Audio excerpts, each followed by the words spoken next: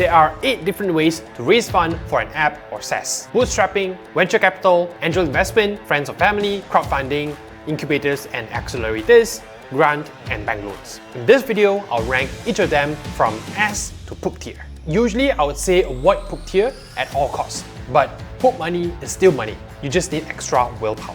If that's what it takes, that's what it takes. These rankings are based on objective advantages and disadvantages, but ultimately, I'm also including my own personal feelings towards them. So I think of this video not as much as a lecture where I tell you what's good or bad. It's conversation. I'm sharing what I think, and I would love to hear what you think. Let's get some dialogue going. We may disagree on details, but deep down, we are the same. Broke and in desperate need of money. Bootstrapping. This means funding your app with personal savings or revenue generated by the app or any other income streams you have. The advantages? You own your business and make key decisions if you want to focus on the product instead of money.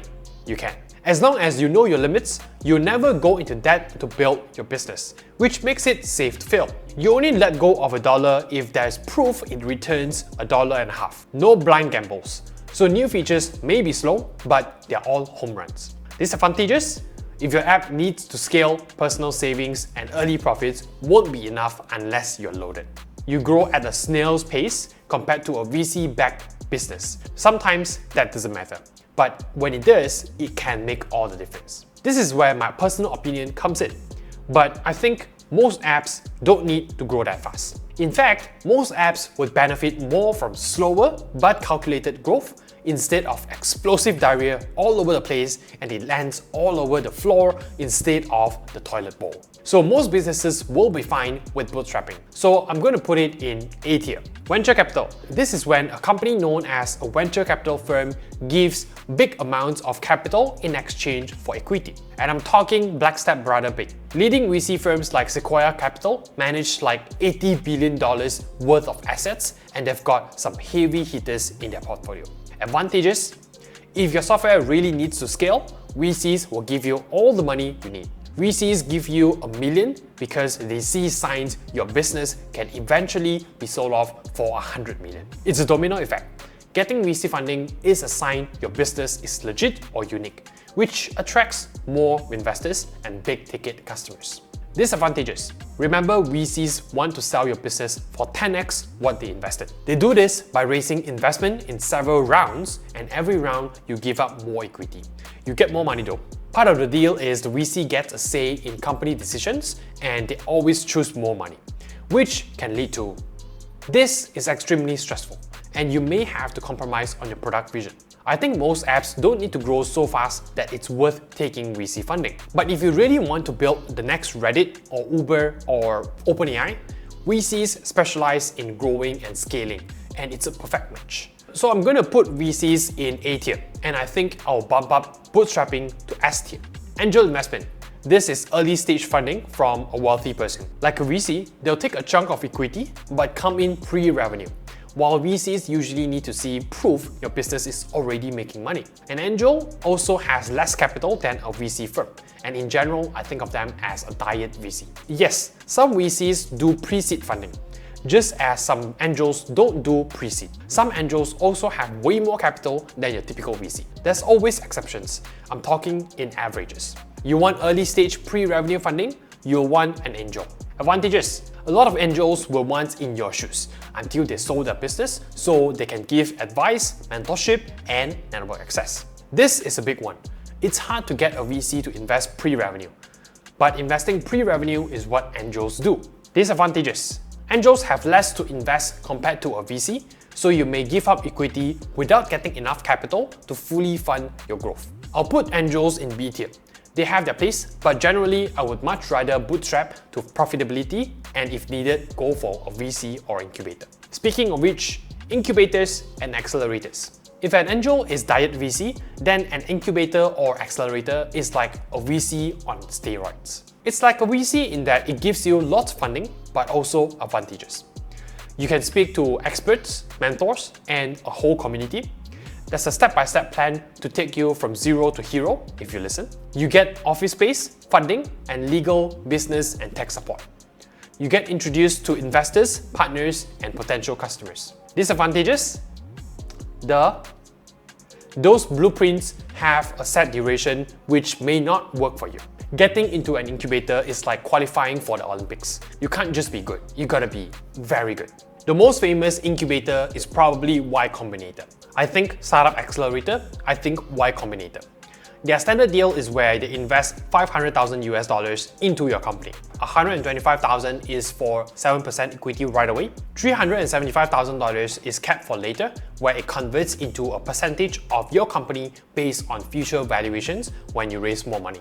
They'll also help you incorporate a company and they'll introduce you to even more investors. Just browsing through their site, this is what I mean by way more than money. Co-founder pair-ups, curated job boards, and basically hand-holding you towards launching and iterating your startup.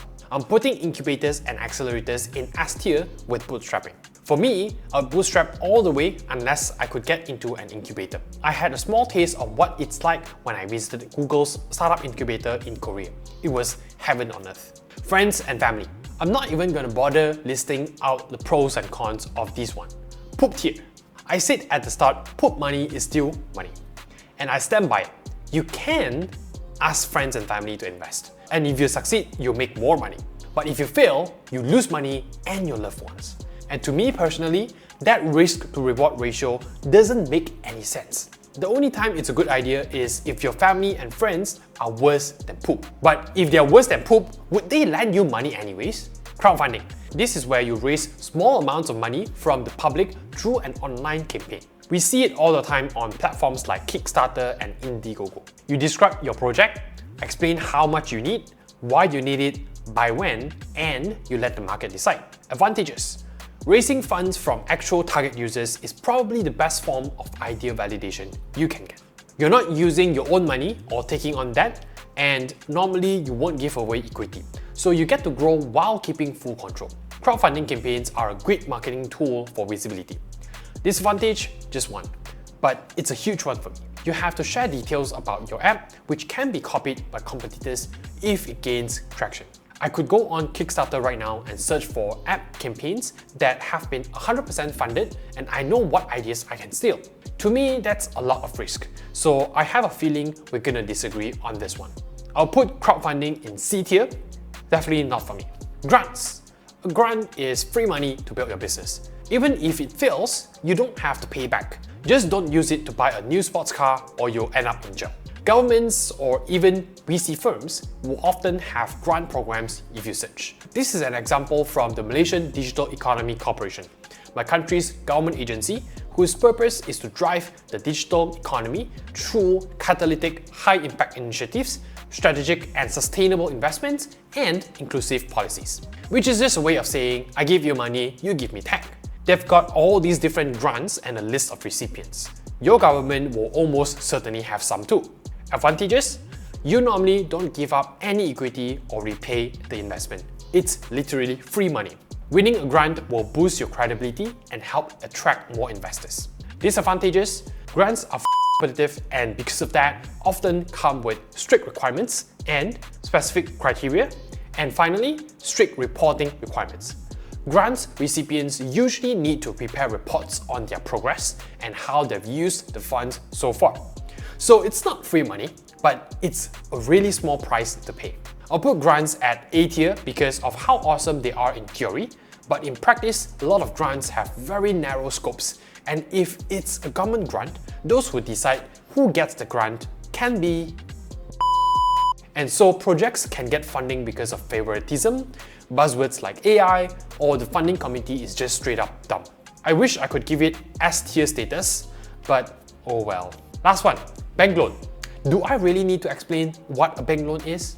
I will say that you can use a bank loan to buy a sports car instead of funding your business.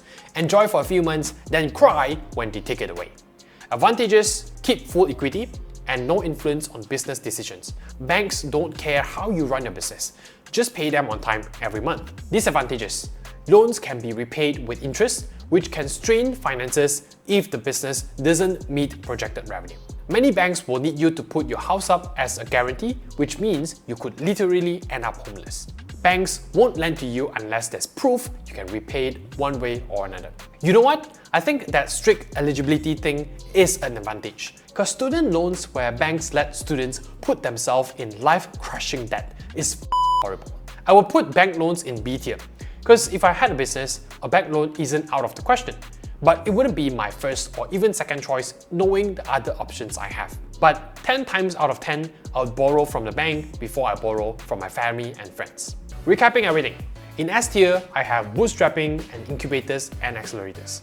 In A tier, I would put venture capital and grants just because of how messed up they work in real life.